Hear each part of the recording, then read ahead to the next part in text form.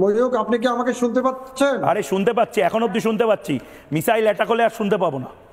পাকিস্তানের দালালি বেশি করবেন না। ময়ূক, ভারত এবং ময়ূক, আপনি আমাকে কথা বলার জন্য সুযোগ দিবেন। ভারত এবং পাকিস্তানের মধ্যকার যে যুদ্ধ হচ্ছে, সে যুদ্ধের একমাত্র ইন্ধনদাতা হচ্ছে আপনি, এবং আপনার নামে ভারতীয় আইনে মামলা করা দরকার।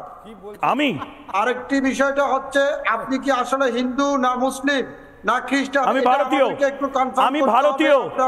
আমি ভারতীয়। চিকিৎসার মাধ্যমে তারিকুল ইসলাম, আপনি যদি শুনুন আমি ভারতীয়, তাহলে আজকের আর শুনুন, পাকিস্তানের বিরুদ্ধে লড়াইটা হিন্দু বা মুসলিমদের লড়াই নয়। পাকিস্তানের বিরুদ্ধে লড়াইটা ভারতের 140 কোটি মানুষ বনাম জঙ্গি জেহাদিদের লড়াই।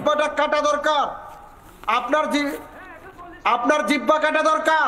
আপনি লাগামহীন কথা বলতে বলতে আপনার জিহ্বা বড় হয়ে গেছে। আপনি প্রতিদিন বলে যাবেন, আমরা টক শোতে এসে শুনে যাব। আপনারা পাকিস্তানিদের সাথে না বিপক্ষে? বাংলাদেশের এত মানুষ পাকিস্তান জিন্দাবাদ বলছে কেন? তারিকুল ইসলাম ভুঁইয়া, তারিকুল ইসলাম, আরে শুনুন না,